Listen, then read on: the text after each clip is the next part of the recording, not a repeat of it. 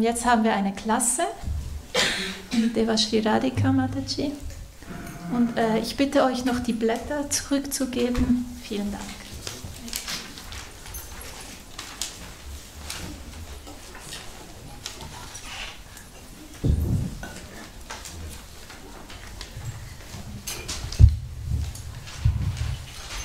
Hare Krishna, liebe Gäste, liebe Devotees, ein herzliches Willkommen zu unserem Sonntagsfest in dem Krishna-Tempel Zürich. Dear guests, dear devotees, a warm welcome to our Sunday feast here at our Krishna Temple Zurich.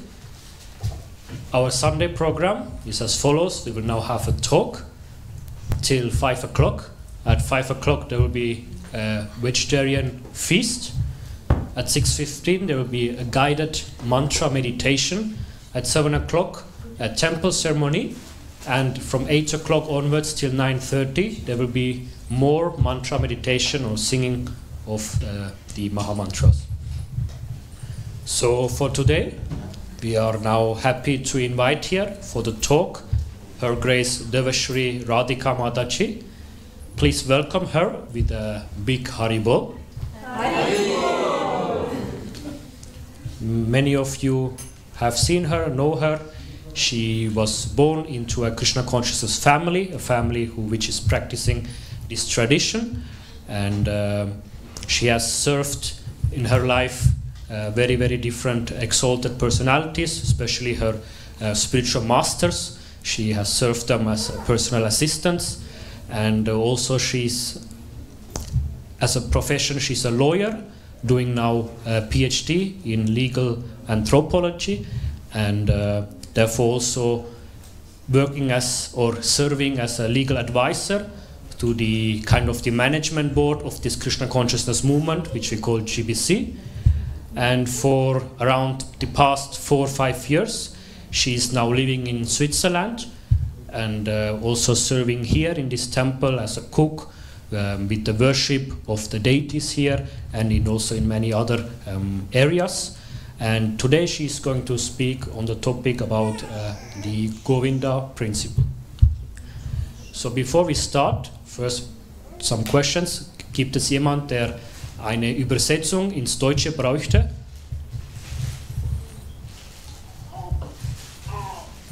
Braucht jemand eine Übersetzung ins Deutsche?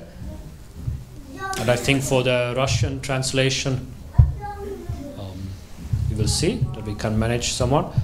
And otherwise, I also request you to come a little closer, so you can use this space here. I wish you a nice, wonderful Sunday. Hare Krishna. Thank you, Rasa Shai Ram Prabhu. I guarantee I don't bite. You can come closer. Also, thank you for the very nice kirtan before. And yes, I'm very grateful that each of you are present here, and hopefully by the time it's 5 o'clock you will be having something fruitful we take home. And just a brief introduction about our discussion. It's really a discussion, so please feel free to interact, and don't feel intimidated if sometimes I ask questions. Please open your heart. I think that's very important. So today our topic of discussion is the Govinda necessity. So necessity is something that we cannot live without.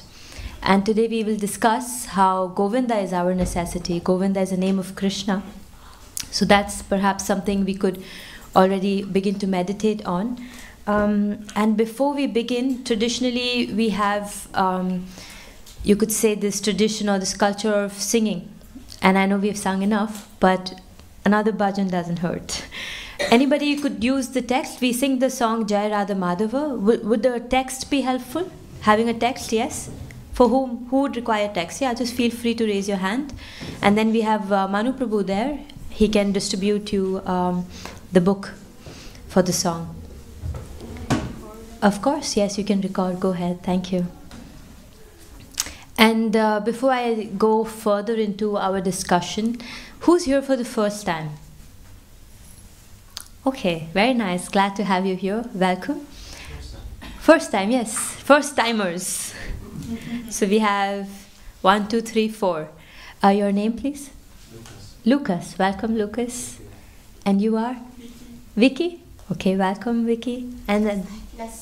Naseen?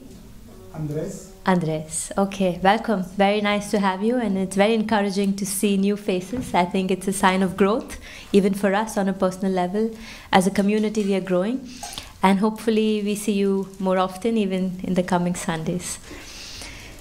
So, right, so we sing this song, Jai Radha Madhava.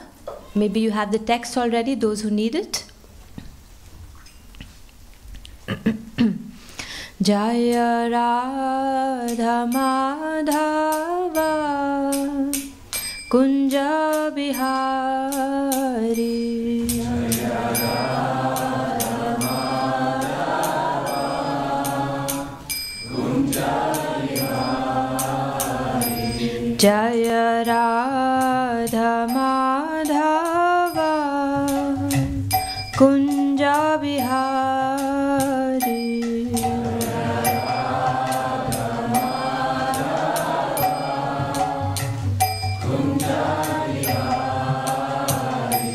Jaya Gopi Janvala Girivardhari Jaya Gopi Janvala Girivardhari Jaya Gopi Janvala Girivardhari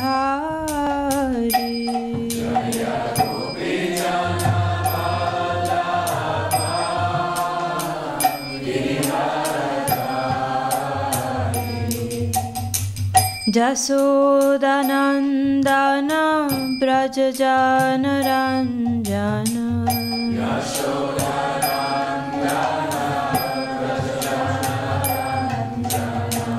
Jasodanandana Brajajana Ranjana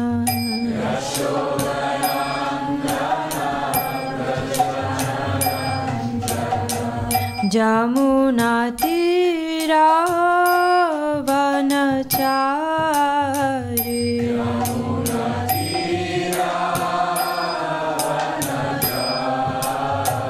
Jamuna Tira Vanachari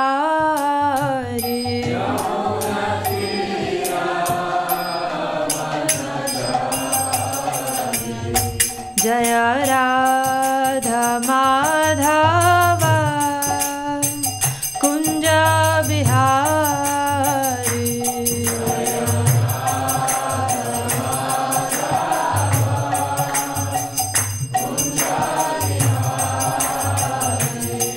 Jaya Radha Madhava Kunja Bihari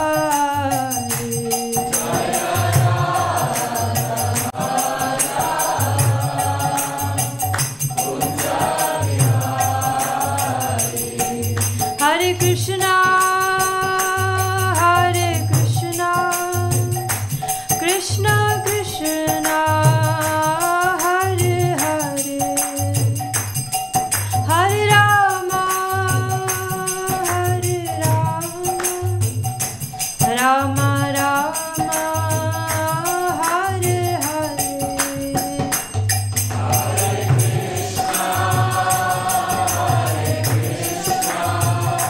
Krishna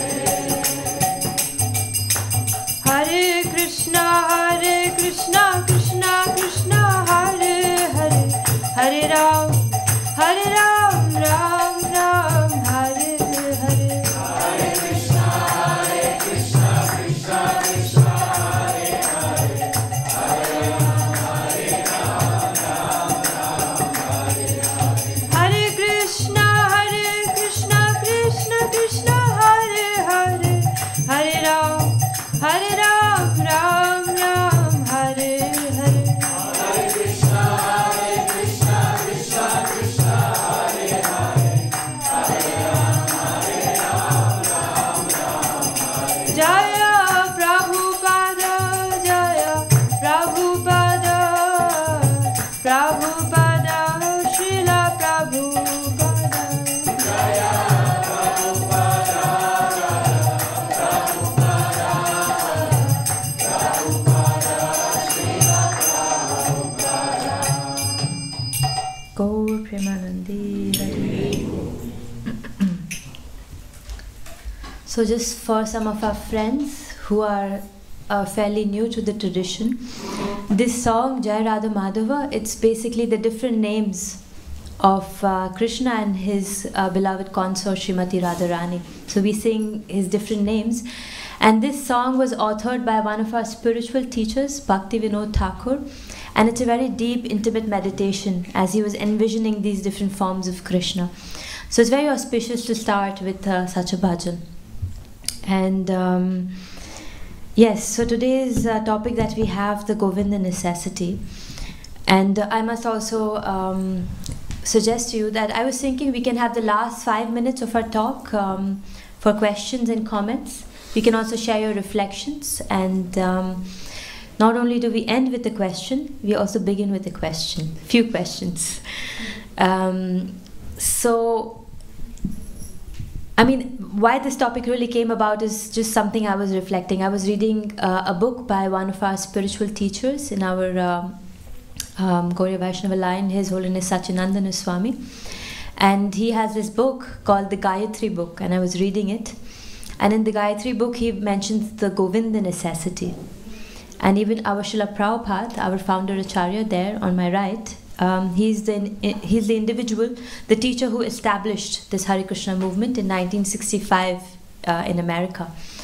And he also talks about this Govinda necessity. So what is this Govinda necessity? Is something that we will delve into today. But I was thinking, let's start with this premise. And especially when I reflect about this, it's really me voicing my thoughts of how sometimes I feel like, oh, this is not the right place. If I move to a better place, then maybe I will do better. How many of you have thought that, yeah, this phone is nice, but I think I need a better phone? Anybody thought like that? Many of us. Another intimidating question. How many of us have thought that, yeah, this apartment, this house is nice, but I actually need a better apartment, a better house? How many of us has thought that I need a better apartment, a better house? Most of us. An even more intimidating question. How many of us has thought this boyfriend or girlfriend, this life partner is nice, but maybe I need a better one? Anybody thought like, yeah, maybe you can't be so honest, especially you are there with the person. But you know, we've had those thoughts, right? We always think that this situation is not good enough. I need something better, and this little change will bring something better into my life, and I will be a happier person. But Srila Prabhupada, our founder Acharya, actually says that these things that we think as necessity, you know, a person to love or to feel loved, a house, you know, certain commodities that we need for our living, it's not really a necessity. Our original necessity is love. And one may say, yeah, I mean, that's why I get married, or that's why I'm in a relationship. But actually, that's not it. Our spiritual teachers, they go a step further, and they talk about how this real necessity of love actually is the love of God, the Govinda necessity. So, in our text called Shishtashtakam, which is one of the only pieces which is authored by Sri Chaitanya Mahaprabhu, which we have in record here in our Gaudiya Vaishnava tradition, there is a term there, Govinda Virahena Me, which means that I feel so much separation from God that I feel like nothing has taste anymore. How many of you have had your heart broken, and after the end of the breakup you feel like, yeah, the world has lost its color? Right? This happens, right? Why? Because we feel dissatisfied, we feel like our needs are not met, we are disappointed, and we felt like we opened our hearts to a person, and then that's not met. The person didn't even meet us halfway. And this is for us very important for us to remember that sitting here it might be easy for me to say that, oh yeah, we just need to love God. But the path of bhakti actually advises experiential knowledge, which means that you experience the knowledge. And one of our teachers, Danudhar Swami, very much emphasizes on this, that you experience what I'm saying right now. And how do you experience it? By practicing it. And I don't mean that, you know, for the men you shave up and you become a Hare Krishna, you join the temple, or the women, they have to wear this weird cloth like me. But it's just that, you know, you open your heart and let God take his place in the heart. And how do you let God take the place in the heart? Any guesses? What are the ways you think God can enter your life or can take place in your heart? I said it was going to be interactive, sorry. By remembering him? Very nice, by remembering him, a very significant point. Meditation? Meditation, yes, Manuprabhu. Praying. Praying? And Radhika? Yes, I wanted to say the same, by asking him to... Yeah, by just saying, please enter, inviting him. You had to say also something, Adipurusha Prabhu? Service to others. Yes, service to others. So you see some points are very recurrent, praying, remembering, service. So actually, our invitation to God is by calling out to him. And how do we call out to him? It is this Hare Krishna Mahamantra that Srila Prabhupada has given us. So maybe if any of you know, we can chant together. Hare Krishna, Krishna Krishna, Hare Hare. Hare Rama, Rama Rama, Hare Hare. So Srila Prabhupada says that when we cry, we pray out to Krishna. What do we pray for? For devotional service. A moment to serve him. Why? Because to build a relationship. And this is how Govinda, we call out to Govinda or Krishna to come enter our hearts. And one of our teacher, Bhakti Vinod Thakur, has written this song, Mama Mana Mandire, that in the temple of my heart, Raho Nishidin, please reside eternally, O Krishna Murari. So, O Krishna Murari, please reside in the temple of my heart. And I saw that even now when we sang the Jai Radha Madhava Bhajan, and even earlier, I really noticed that you are very sincere chanters. You know, you really, concentrate and focus and chant. And the most important part of our chanting process is to cry. Whether externally or internally, you can choose. Maybe externally it might scare some people around you, but internally you can definitely cry. And that is the Govinda necessity. And there are two stories I would like to tell you so that you don't sleep off. And very beautiful stories. And one of them is a story that really moves me to tears. It's the story of Draupadi from the Mahabharata. Maybe some of you know already, and we'll go over it again. And another story is something I heard from my spiritual teacher. And first, I would begin with the story from my spiritual teacher. And if you're comfortable, maybe you can close your eyes and meditate as I relay the story.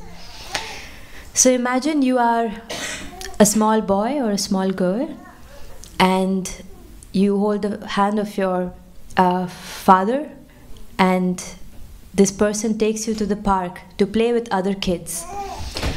And you go there around midday and you start playing with the other kids, and you're really happy because you're doing what you enjoy.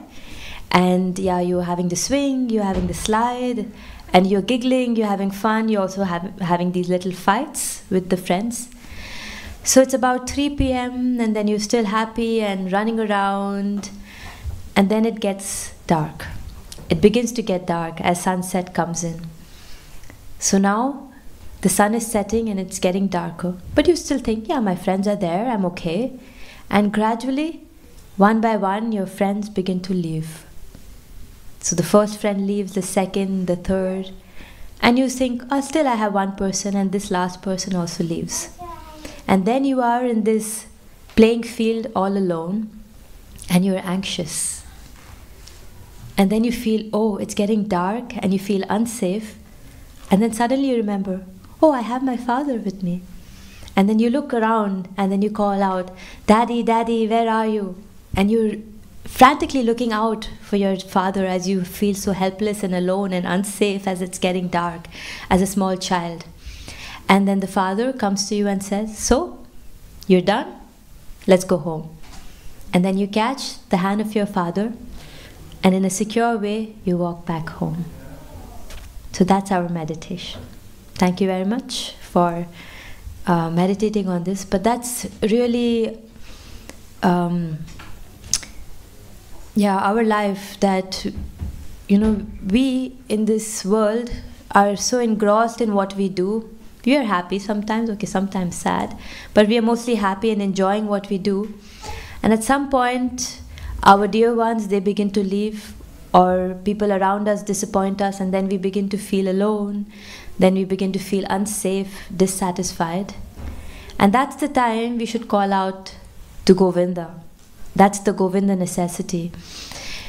Because what we are doing essentially is that when we are in this material world and when we are so engrossed in our daily activities, it is engaging, and then we forget that we actually do not belong here.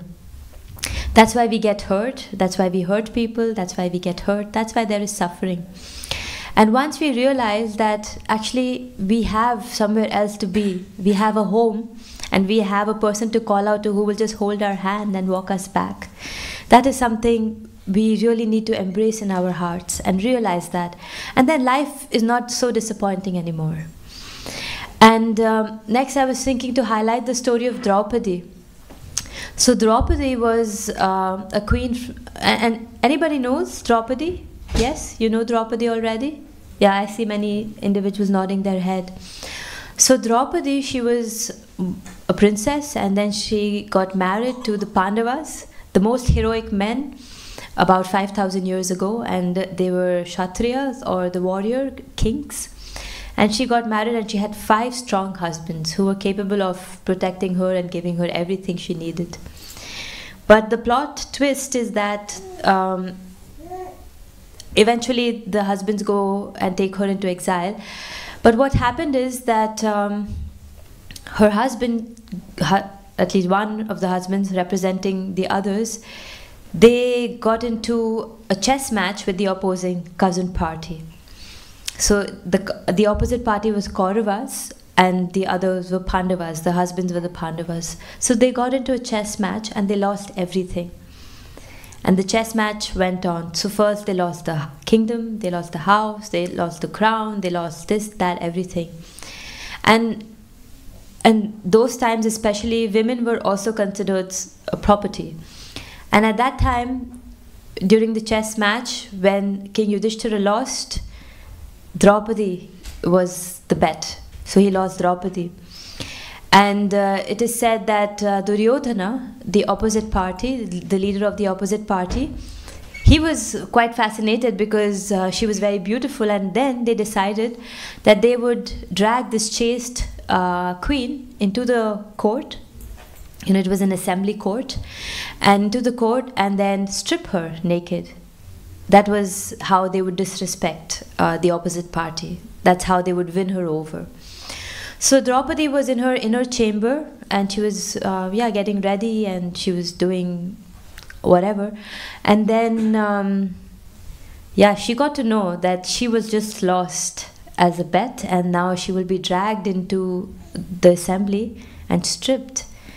So maybe she didn't even know the fact that she would be stripped, but then she was caught by the hair and dragged to the court. Imagine, especially I see many ladies here, you can understand, like that resonates with you, that somebody, you're doing whatever you're doing in life, and then somebody drags you by the hair and brings you to an assembly full of people, mostly men.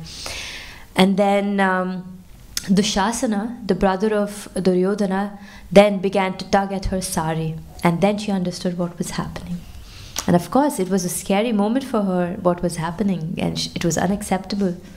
And Dushasana, he kept pulling her sari, and then with both her hands she was trying to save herself, and she was looking at the assembly full of very brave men. She looked at Bhishma, the grandsire, the ultimate grandfather of the dynasty, and he was just looking down because he thought he couldn't do anything. So the person who you could expect protection from was not giving it to you. She looked at all these teachers she had, and they also just gave a blank stare, like they couldn't do anything, because officially, legally, she was lost. So you see, even moral principles are, the dilemma is also always there with even moral principles. What's the right thing to do? And then she looked at her husbands, and the husbands were furious, but they were helpless because, well, after all, according to law, she was lost. And then she just felt so helpless and so heartbroken. Imagine that, you know, when you turn to individuals for support and you know these are my people, and you look at them and they're just like, you know, couldn't care less. It's not like they couldn't care less, but then they couldn't do anything to protect you.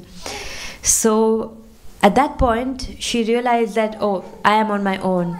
So she was tightly holding on to her sari and fighting the fight with Dushasana. And then, of course, he was a very strong warrior man, and then he tried to like pull her sari harder, and then she had to let go, and she was holding on with one hand, and he kept pulling the sari. And then she realized, I have to just call out to this one person, only person who can help me. And who is that? Govinda, her best friend. So she held on to her sari with one hand, and with the other hand she called out, Govinda, please chant, Govinda. Govinda. So you can imagine her helpless state, that, you know, she's being stripped, people who are supposed to be there to protect her are not helping, and now she calls out to her best friend who's not even there physically present, and she calls out, Govinda, Govinda. But you know what? Govinda doesn't come. Imagine how scary that is. He just doesn't turn up. And then she feels like even more anxious, and she calls out even louder, Govinda, Govinda, but he doesn't come. And then she feels so helpless. For me, this story is really moving, that she feels so despondent and so helpless that she lets go. She's like, you know what, I don't care. She raises both her hands and she cries out, Govinda. And you know then what happens? Dushasana begins, and he gives a big laugh. You know, he's like, you foolish woman. And he begins to pull the sari even harder. And you know what happens? It's an endless sari. And then Draupadi knows, well, my friend just helped me. So Dushasana keeps pulling the sari, and it's endless. There is more and more sari, more and more sari. And he was a strong man. And he keeps pulling and he keeps pulling the sari. But there's still more and there's still more. And then she realizes, after all, my best friend Govinda is hurt. And she was so proudly, you know, so confident of the fact that when she really needed, Govinda was there for her. So this is really our story, that from the story of Draupadi, we realize that, you know, eventually Dushasana was utterly tired and he gave up, because it just wasn't ending. You know, it was an ocean of saris, and he just knew that this is not getting anywhere. So Govinda necessity, this is what Govinda necessity is, that to depend on Govinda, to find this love and that faith in him in the time of need. So you don't have to label yourself as a Hare Krishna or whatever, but just internally to have that love and faith that when I need, he's there.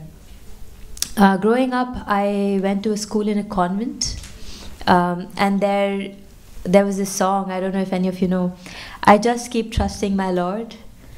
Anyone knows that song? Okay, it's a very Catholic song. That whatever come may, I just keep trusting my Lord. That I just keep that trust. And eventually, you know, in the path of bhakti, it is, like I was saying, to experience the knowledge. And it all begins with a little spark of faith. And another good example of faith is our founder, Srila Prabhupada. At the tender age of 70, he went on a cargo ship for around 3 months to go and preach in America. Why? Just because he had faith that Govinda would protect. So this Govinda necessity, what really is it? To realize that Govinda is my ultimate necessity.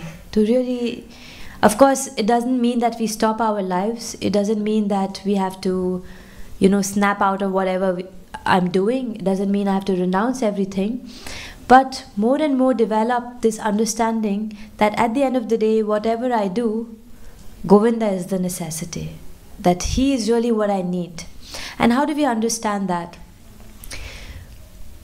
each of us have a tendency to love and be loved, right? We naturally have this tendency. And this actually originates from our relationship with Govinda or with Krishna, that we have this necessity to love and be loved. And once we connect to the source of our necessity, the source of our love, then we feel fulfilled.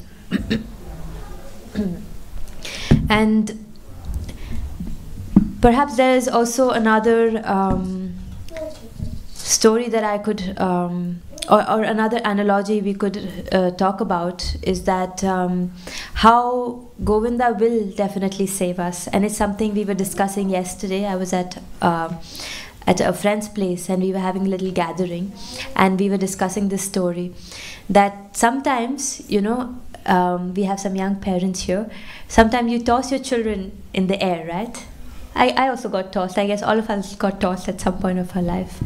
So you toss the child up in the air, and this little baby, when it's up in the air, it's so anxious when it's about to come down, because like when it's up in the air, it's happy, like, whoa, this is fun.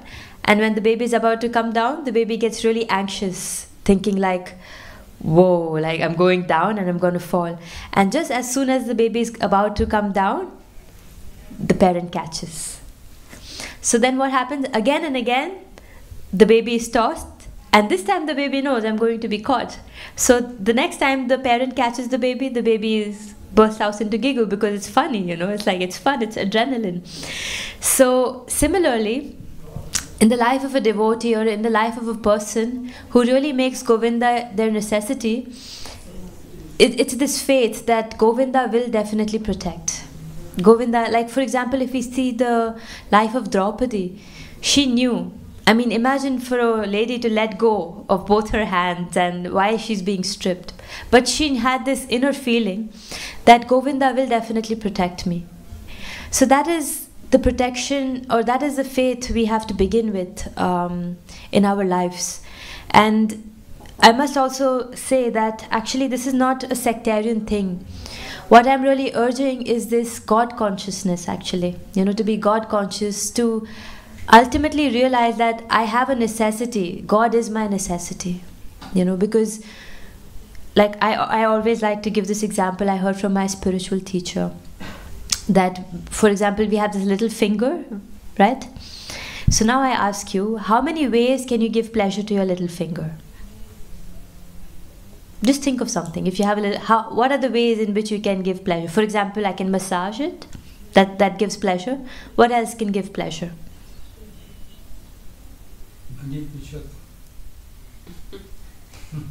What is that supposed to mean? Wear something. Wear a glove. Wear a glove, yes, when it's too cold. Huh? Okay, exercise, a mudra, okay. Make a nice nail polish. Yes, manicure. A nice ring. A nice ring. Right? Okay, we had a fair bit of ways how we can give pleasure to our little finger. How many ways can you hurt or give pain to your little finger? Be creative. Burn it, yes. Cut it, yes. Bending. Bend it in weird ways, it'll be painful. Huh? Yes, hammer it, smash it, ouch. Huh? Cut it, yes. We had that. And? In contact with the burning plant. Yes. So, I mean... The Nails. To nail it, to make holes in it. Yeah. So basically, if you really compare, the way you can harm your little finger outdoes how you can give pleasure to your little finger, right? So there is just so much. I mean, if you really want to seek pleasure in this material world, that's really our condition. That the way we can seek pleasure is very little, and the way we can seek suffering is actually a lot. Isn't it? I think on a personal level, we may have also experienced this. And Prabhupada says that actually happiness is cessation of suffering in the material world. When you don't suffer, you think you're happy. But the ultimate happiness actually lies in the spiritual world. And that is why, to kind of connect the whole circle together, that is why this chanting of the holy name is something very special. And why is it something so special? Because this is our connection to the spiritual world, a kingdom of love. And even in the process of chanting, you can experience love. So Srila Prabhupada, he says that when you chant the holy name, you must cry like a child cries for the mother. So just some time ago, my friend has a baby, and I took the baby. I was like, oh, I can hold the baby for a bit. And the baby started crying. Why? Because it feels this intense separation from the mother. And this is really the mood with which we have to cry. For example, growing up, our parents are our necessity, isn't it? We need our mother or father or both to kind of, form ourselves as children and then adults, etc. But when you take the baby away from the mother, in some time the baby may be happy, but what's the ultimate reaction? It cries and it yearns for the mother. And when we chant the holy name of the Lord, this is how Srila Prabhupada says that this is what we need to feel, this yearning, this separation from God. And with so much intensity, we must chant the holy name. And of course, it's very nice that every Sunday we have the mantra meditation at 6:15 also. We will have the mantra meditation. And I would really invite you to come forward and experience it. Experience what it means to, focus on my separation from God and feel that love of God in the heart. And the most beautiful aspect is that when you love God, He loves you back even more. And Prabhupada used to say that if you take one step towards Krishna, Krishna takes 10 steps towards you. And with this, there is a beautiful story actually of the gopis. Now, gopis were these cowherd damsels, and our God Krishna, he was a cowherd boy. So these cowherd damsels, they really liked Krishna. And why did they like Krishna? Just for who he was, They didn't even fully understand that Krishna is God, but they felt very attracted to him just because of how he was as a person. And I always say that sometimes we want to be accepted just as we are, isn't it? Why can't you just accept me as I am? That's what people say. And that's exactly the demeanor of the gopis. They accepted Krishna just as he was. Just because, and of course, he's all attractive, he is the supreme God. And it was kind of maybe also very easy to fall in love with him. But they really loved him for who he was. And they left everything. They didn't care about their external things. They didn't care about their family, their needs, anything. And whenever they had the chance to serve Krishna, they ran for it. And that is how much intensely they loved Krishna.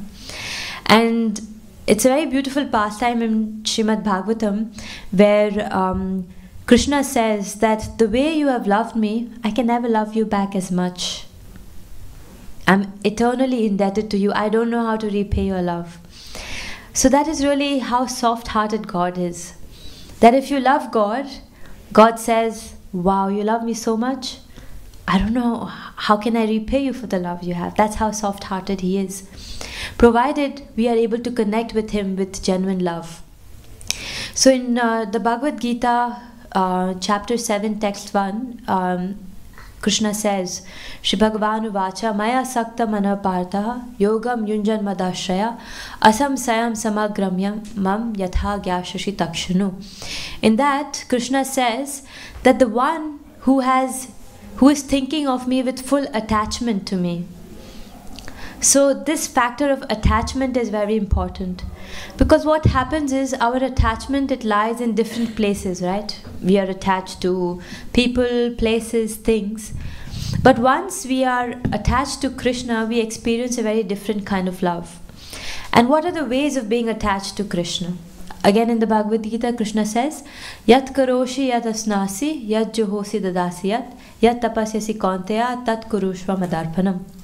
What does Krishna say in the Bhagavad Gita? Whatever you do, however you think, just whatever you do, just give it, offer it to me.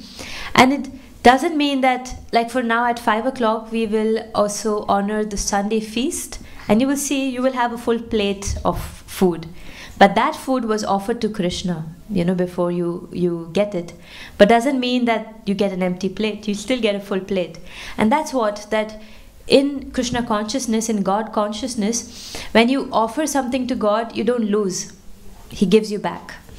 So Krishna says that whatever you do, in whichever state of life you are, just make it an offering to me. And it's very simple to actually then, if you meditate on it, to be God conscious. If you are working, then think of how this work can make you more God conscious. In your relationship, think of how this other person is a part and parcel of God, and this other person, their association can make you God conscious. How can you make the other person more God conscious? And this way, what happens really is that you develop attachment to God. For example, I often like to give this example that when a young boy and a young girl are in love and they like each other, they're always thinking of each other, isn't it? And I assure you, God is always thinking of you. All you have to do is think of Him, and then you reciprocate the love. So for any attachment to happen, you just have to think about the person. That's all. Because our mind is so strong that most of our desires and attachments actually, the seed actually is there in our mind. And similarly, if we are able to think of God, then this attachment also naturally comes. And one may of course also think, why do I need to think of God? So this again brings us to the Govinda necessity. Because if you think that in our daily day-to-day activities, we are breathing, we have water to drink, we have food to eat, and in a way, we may not feel it, but it's actually God who provides it for us on a daily basis. So He is already giving you so much love. And when you are able to reciprocate that love, you will see it really fills the heart with a lot of joy. And this is something you can only experience. And now when I'm speaking, I can sit here and think like, some of you may be thinking, why is she, I don't really, how do I fit God in my life, and why does she even think that, this doesn't make sense. But I can only tell you through personal experience that when you really prioritize being God conscious in your life, it really kind of gives you a different kind of bliss. Something where you can be in a troubled circumstances, but you can still be happy. And it's miraculous, it's really miraculous. And this Govinda necessity is like when the aircraft is turbulent and you feel turbulence and you put the seat belt on, right? And this Govinda is that seat belt you keep on, where even when you have the turbulence. He is that friend you have when everything goes down. So imagine to have a support system when you have nobody, when you have nothing in life. And last evening we were at this friend's house, and many of us were discussing what we went through in life, and how somehow we were all depending on this Krishna factor, that there was this the Govinda factor, that there was this something that just saved us in the last moment. I was tossed in the air and then I was caught. So it is really by more and more trial. I can tell you, the path of Krishna consciousness is a very risky path. It's a gamble. Why? Because when you are in difficulties, you have to tell yourself, yeah, Krishna is there. Sometimes you cannot see Him, you cannot hear Him, but you just have to have faith that He will never disappoint. And guess what? He doesn't. He doesn't. And it's something most of us have experienced it, and it's something when you go through, you can be so confident about it, Because now I can be sitting here and be telling you, and you will feel like I'm just faffing away and it's some dumb story. But once you taste, the friendship of God, it's something you cannot let go of. Then you become fearless. And also yesterday in this gathering, we were discussing about, from Canto 11, the story of the sons of Rishabdev, the Navayogendras, and their interaction with, who was it? I think Narada Muni? It was Narada Muni, Harikatha Prabhu, yes. So their interaction with Narada Muni, and the question was that what is the biggest good in life? What is the biggest good in life? Any guesses? What is the biggest good in life? Money. Money. Okay. Karma or good deeds. Association of devotees. Association of devotees. Our presence in human body. The human body. What else? What makes life good? Yes? Love? Any other guesses? Family. Family, relationships, very nice. Meditation. Meditation or peace, very nice. Any other guesses? What makes life good? You know what, in this canto 11 of Srimad Bhagavatam, you know what, one of the Nava Yogendra's Kavi, what did he answer? What makes life good? Fearlessness. When you have no fear. That makes life good. And I was like, damn, yeah, that's true. Because why do we earn money? Yeah, so that we can be secure. Why? If you really narrow down the equation, it's to become fearless. You know, we beautify ourselves. Why? So that we are not rejected. Why? Because we have a fear of rejection. You know, so we have this fear. So to become fearless is actually the best thing you can do for yourself and others. Isn't it? Like to become fearless. And then in a way you become invincible, isn't it? You have no fear. So the best way actually to become fearless is to have a friend who you know is always going to be there for you. And this is what we were discussing last evening, that we can have these ups and we can have these downs, but when we have a steady base, a foundation in life, then we become fearless, isn't it? For example, we do big things in life, but if we have like a very supportive husband or wife or very supportive parents, we know we have a backbone. I mean, take the human body. We can do so many things in life because we have a backbone, isn't it? So we have a foundation.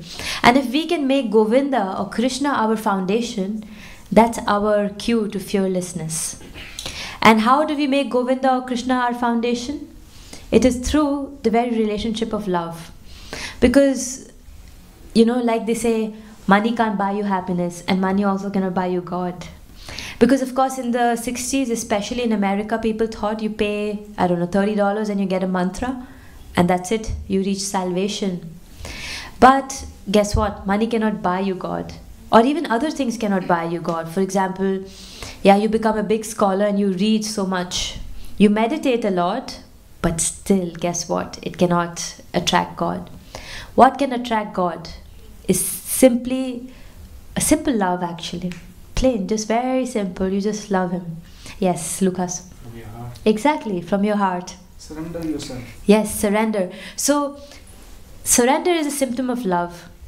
Because one of my spiritual teachers always said, to fight is very difficult, but to surrender is easy. You know, if you think of it, to fight is actually very difficult, you resist it. But if you surrender, it's super easy. And when we are able to reconnect with God and really love Him from the heart, surrender is a natural symptom. And that's why the very basic attachment that we have is based on love. And this love is a very simple kind of love. And this love comes from the very root of gratitude, because you are grateful. And why are you grateful to God? So like I said, we begin with the question and we end with the question. I would like to, for a few minutes before we move on to any personal questions or reflections, ask you, why are you grateful to God? Are you grateful to God? Yes. Yes. Anybody is not grateful to God? We are open people. Mostly you are. Or you feel the pressure, everybody is saying yes, so I have to. But still, you know, all of us are grateful to God. And I would really like you to reflect, take a minute and reflect, why are you grateful to God? Because He gave me life. Lucas says, because God gave me life. Very nice, Lucas, thank you.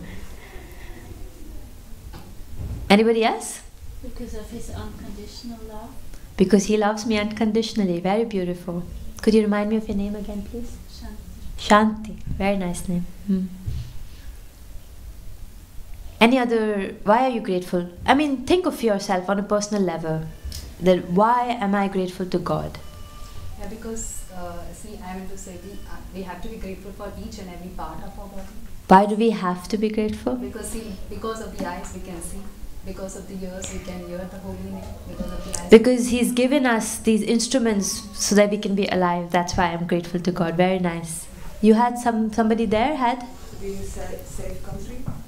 To be in a safe place. Therefore we are grateful. Thank you, Marika. Yes. I'm grateful because I'm coming from such a different background, and in this life somehow I get this opportunity to meet with devotees and read Bhagavad Gita. Yeah. Sri Ram Prabhu says, in a way, to paraphrase it, he's grateful because God is accepting, right? He doesn't care where we are coming from, but he just accepts. So we take Radha Govinda Mataji and then Manu Prabhu. Yeah, I had actually the same point, because in this life I met the devotees. Okay. So when God gives me association of like-minded or open-hearted people or devotees, I'm grateful for it. Very nice points. Manu Prabhu, you had something? Because God is forgiven us for everyone. God is forgiving, therefore I'm grateful. Very nice. So he gave the causeless mercy of Bhakti Yoga, the process. How can I connect back to him? So this is greatest mercy. So I'm grateful because, just a second, sorry. I'm grateful because he has given me how to come back to him. The very path. That's very beautiful. Yes? The love of the God, when he loves us, yeah. We are fearless to live our life. I think that's the greatest. So God has also given us the opportunity to be fearless. That's why I'm grateful. So you see, it's actually very beautiful that if we meditate, and please make it a daily practice to, and that's why actually we also chant the Hare Krishna mantra, to spend some time just focusing on God. Why am I grateful to God? Why do I even need to love God? Who is God? And it is through this process of mantra meditation or chanting japa that this is revealed to us, or we get much more of a taste in it. So Srila Prabhupada, just to wrap it up, Srila Prabhupada says, Govinda virahena me, that we feel separation. And how does the separation come? Separation comes from love. So when we realize, and our heart is so full of gratitude, and if you really feel very grateful, love is a natural outcome of such gratitude. And when you love God, you feel so attached to Him and His people. That's why as we feel attached to devotees, because of their connection with God. And when you have this connection with God and you feel this strong attachment, and you get this, when you also begin to experience how God loves you back, that's how you become fearless. And therefore you realize you cannot do without it. In the Hare Krishna movement, there are individuals who have, given their entire life to practicing this process of Krishna consciousness. And as Sri Ram Prabhu was saying, they come from different walks of life. And sometimes it might just seem like, because there was a period of time when in America, especially when the Hare Krishna movement started, people started saying they are brainwashing the young generation. Because they couldn't understand that how can you can be white and take something which is so-called Indian. But is it really Indian? The love of God and the love out of gratitude, is it really Indian? But the whole point is that it's quite phenomenal, this love of God. And when you really can understand how it is necessity, it's a necessity. And the devotees or the followers of Krishna consciousness cannot do without it. And this for me, because I see many of you are coming, very recently, and many of you are here for the first time, I would only say give God a chance. That's what I would say, that just give God a chance. Just, like one spiritual teacher, actually my spiritual teacher used to say that there are so many lifetimes. And of course, just to make it clear, we do believe in reincarnation in the Hare Krishna movement. So for so many lifetimes, we've done whatever. This one lifetime, give God a chance. Just this one lifetime, And you can even say, okay, one lifetime is a big thing. Give 3 months. If you cannot give 3 months, give 1 month. Come to the Sunday feast program or do some service. And this element of service is very important. Because service is the language of our love. For example, a mother loves the child, and how does the mother express the love? Through service. So similarly, to realize this Govinda necessity, we have to do some service. And for that, you don't have to, associate or call yourself a Hare Krishna, whatever, Just come, be a kind, nice person, and do something with other people. And let's say you commit to 1 month of doing this. Just 1 month you think, I will come, and okay, this lady that on that Sunday said, just give God a chance. And this one day, you think, okay, for 1 month I'm going to try it. And you just come every Sunday and just do something around the house. But just for 1 month, consistently give it a try. And if it's too far for you, if you cannot do it, every day at home, see how you can be spending 10 minutes. Maybe chant the Hare Krishna mantra, it's a good way. 10 minutes, just spend, giving God a chance. And like I said, it is knowledge through experience. You will really experience phenomenal things. I can guarantee you that. And if you don't, of course, you can come contact me. But I have a strong feeling, at least I can even use the strong word guarantee, that if you place your faith in Govinda, he will never disappoint. And such is the Govinda necessity, that your heart will be so transformed that you will realize how he is your necessity and you cannot do without him. So I really request you that at 6:15 we will have the mantra meditation, that you already take this sankalpa or this promise in your heart, and please try and be there for the mantra meditation and try and chant, thinking how God is a necessity for you, and you will see that it will really transform your heart over time. Thank you very much for your kind attention and presence. I'm very grateful. And for me it is very nice because, and I'm not a kind of person who structures lectures, but just to kind of speak the heart out, for me it really also solidifies my experiences and faith. So I'm very grateful to each of you present here. And we still have about 2 minutes before we break for prasadam. If anyone has any realization, comments or questions to share. Because in Krishna consciousness, in the Hare Krishna temple, we are a very personal movement, or we should be. It's a very personal process. So we believe in speaking up, talking out, eating a lot. We are happy people. So if you have any questions or comments you would like to share, you're very welcome. Yes, Narayani. Just a comment on the fearlessness. Srila Prabhupada was once asked what he feels when he's chanting, what he experiences. And he says he feels fearless. Wonderful, very beautiful. Thank you for sharing. Everybody heard Narayani? She said once Srila Prabhupada was asked, what do you feel when you're chanting? And Srila Prabhupada said, fearless. Remarkable, huh?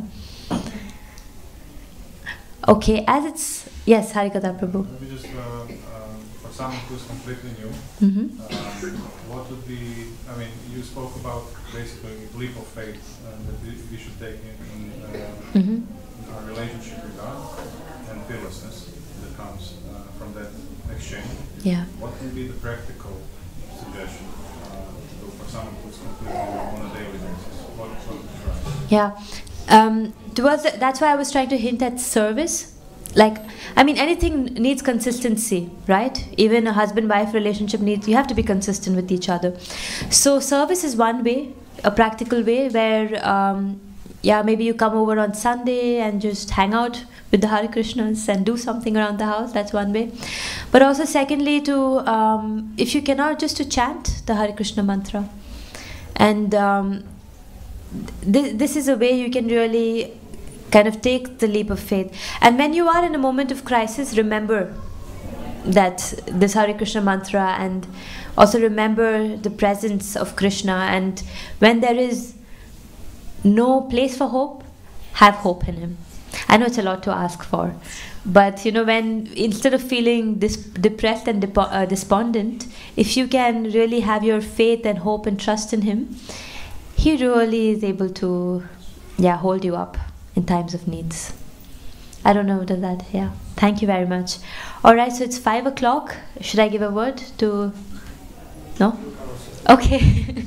Alright, so thank you very much once again for joining us. Please do stay back for a mantra meditation, and we have more evening kirtan and chanting, and it's remarkable, if you can really absorb yourself in it. And now we have the Sunday Love Feast. It's lined up there, so you will have to go from back there and join the queue. Alright, thank you very much for joining us at Krishna Temple Zurich, and see you next Sunday. Hare Krishna. Srila Prabhupada ki jai. Devasri Radhika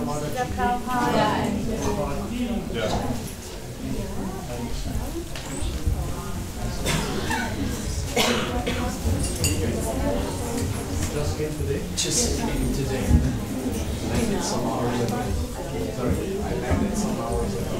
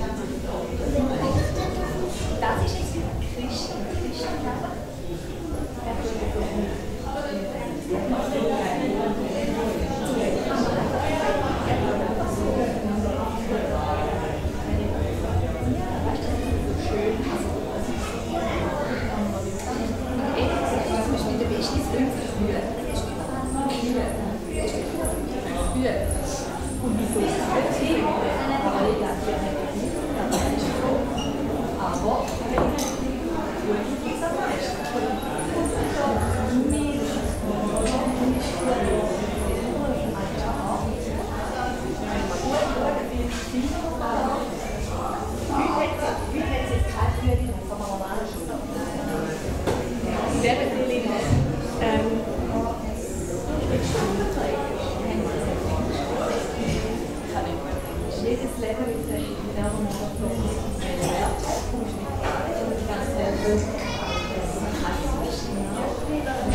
Leute im Arsch. Ich auch wieder ist auch mal für uns. Hey. Vielleicht deiner oder der Diana. Do you like Diana?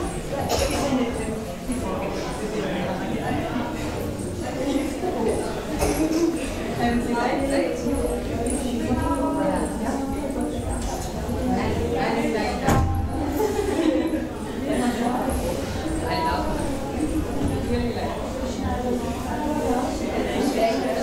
Also,